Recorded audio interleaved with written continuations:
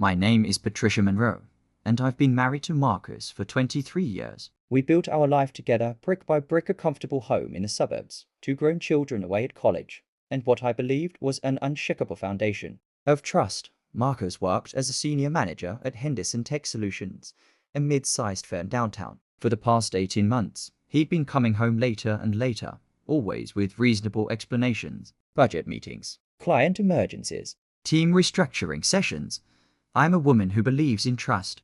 At 52 years old, with warm brown eyes and a smile that's weathered both joy and disappointment, I've learned that suspicion can poison a marriage faster than any actual transgression. So I pushed my doubts aside, kissed Marcus goodnight, and told myself that hard work was the price of success. But something kept nagging at me. He started small. A new cologne. Shirts pressed just a little more carefully. The way he'd angle his phone away when texting. My sister Denise noticed it too during Sunday dinner, catching my eye across the table with a look that said everything without saying anything at all. Patricia, you deserve to know the truth, she told me later, washing dishes in my kitchen. Whether it's good news or bad news, you deserve to know. I spent 3 sleepless nights wrestling with my conscience. Finally, I made a decision. I would visit Marcus at work and surprise him with lunch, his favorite Italian sub from Moretti's Deli. If nothing was wrong, we'd share a pleasant meal. If something was wrong, well, I'd cross that bridge when I came to it. The morning I chose was a Friday in October. The air had that crisp quality that makes you feel alive, and the leaves were turning amber and gold. I wore my green silk scarf, the one Marcus bought me for our 20th anniversary, and told myself this was an act of love, not suspicion. Henderson Tech Solutions occupied the 5th and 6th floors of the Gateway building downtown. I'd been there only twice before, both times for company holiday parties. The lobby was all polished marble and modern art, the kind of space designed to impress clients. As I approached the security desk, my heart was hammering so hard I could hear it in my ears. The guard was a middle-aged man with kind eyes and growing temples. His nameplate read, James Robertson. Good morning, I said, my voice steadier than I felt. I'm here to see Marcus Monroe. James glanced at his computer screen and then back at me with a professional smile. I'm sorry, ma'am, but Mr. Monroe has left standing instructions. No entry for unauthorized persons. The words hit me like ice water. Unauthorized persons. I stood there, the Italian sub growing heavy in my hands, feeling the ground shift beneath my feet. In 23 years of marriage, Marcus had never, ever restricted my access to his workplace. I'd been welcomed with open arms at every company event, introduced to every colleague, praised as his partner in every speech. Something inside me cracked, but I kept my composure. Years of raising teenagers had taught me how to hide my emotions when necessary. I see, I said quietly. Then, reaching deep for courage I didn't know I possessed, I added, I'm Marcus Monroe's wife. I watched James's expression carefully. Would there be recognition? Surprise? Pity? What I saw was worse confusion, followed quickly by discomfort. He glanced at his screen again, then back at me, clearly struggling with what to say. Ma'am, He started, then paused, choosing his words carefully. I see Mr. Monroe every day. I see his wife every day. The world tilted. There? She is right now, actually, James continued, his voice gentle, perhaps recognizing the shock on my face. Coming out of the elevator, I turned slowly, feeling like I was moving through water. A woman emerged from the elevator-banked hall. Young, perhaps 30 years old, with sleek auburn hair and a designer suit. She was beautiful in that polished, corporate way, carrying herself with the confidence of someone who belonged. She walked right past me, nodding politely to James. Good morning, James. Have a wonderful weekend, you too, Mrs. Monroe. He replied, Mrs. Monroe. The woman this impostor wearing my name disappeared through the revolving doors and into the October sunshine. I stood frozen, the deli bag slipping from my fingers. James quickly came around the desk, his face full of concern. Ma'am, are you all right? Should I call someone? But I couldn't speak. 23 years, 2 children, a mortgage, countless dinners, arguments, reconciliations, dreams shared. In the darkness. And somewhere along the way, my husband had built an entirely separate life. Had he married her? Was our marriage even legal? Did his colleagues think I didn't exist? How many company parties had she attended as Mrs. Monroe while I sat at home, trusting, believing, waiting? Mama, James's voice seemed to come from very far away.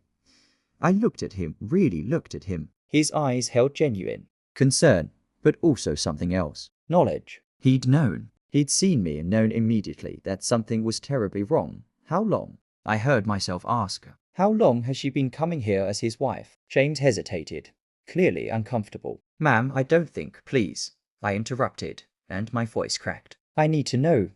He sighed deeply. About a year and a half. Maybe a bit longer. 18 months. 18 months of lies. 18 months of playing along with his excuses, of believing in us, of being the fool. A strange calm settled over me then. It wasn't acceptance, it was something sharper, colder. It was clarity.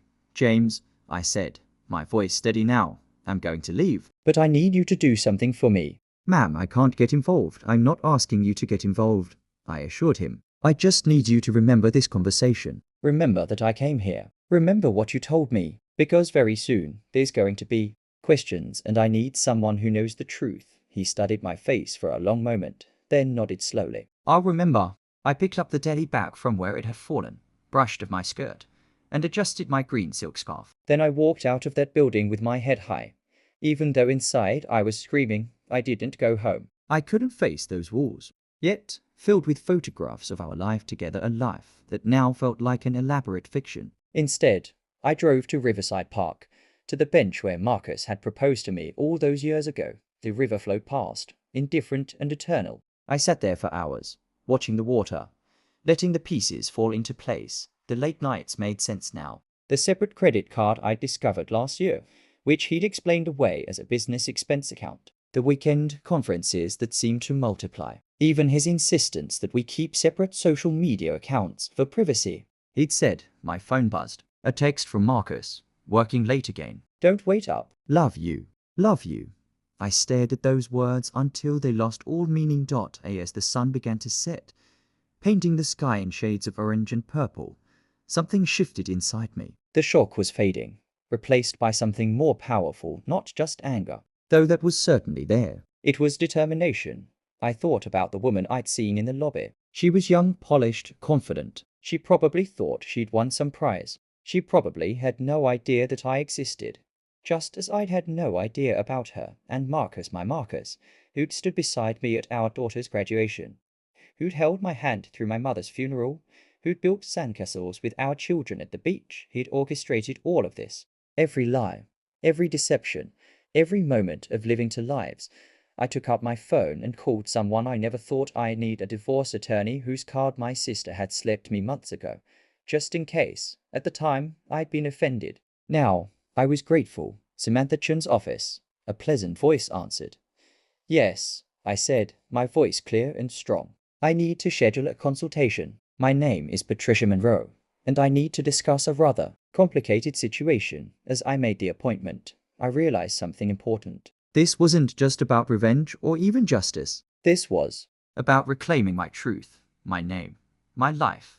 I decided to play along, just as the security guard had unknowingly suggested. I would go home. I would smile when Marcus came in late. I would kiss him goodnight and tell him I loved him. And while I did all of this, I would be building my case, protecting my assets, and planning my exit, because sometimes the kindest thing you can do for yourself is to acknowledge when kindness has been mistaken for weakness. Sometimes love means knowing when to let go. And sometimes the greatest act of self-respect is refusing to remain in a story where you've been written out of your own life. The next morning, Marcus found me in the kitchen, making his favorite breakfast, blueberry pancakes. This is a nice surprise, he said, kissing my cheek. I just wanted to do something special, I replied, smiling warmly. For my husband. He smiled back, completely unaware that the woman before him, the woman he thought he knew so well, had already begun walking away. And somewhere in a downtown office building, a security guard named James Robertson would remember the day a woman in a green silk scarf learned the truth and chose her own path forward. Because that's what strength looks like sometimes. Not dramatic confrontations or immediate justice, but quiet determination and the courage to rebuild yourself. From the inside out, my story wasn't over. In many ways, it was just beginning.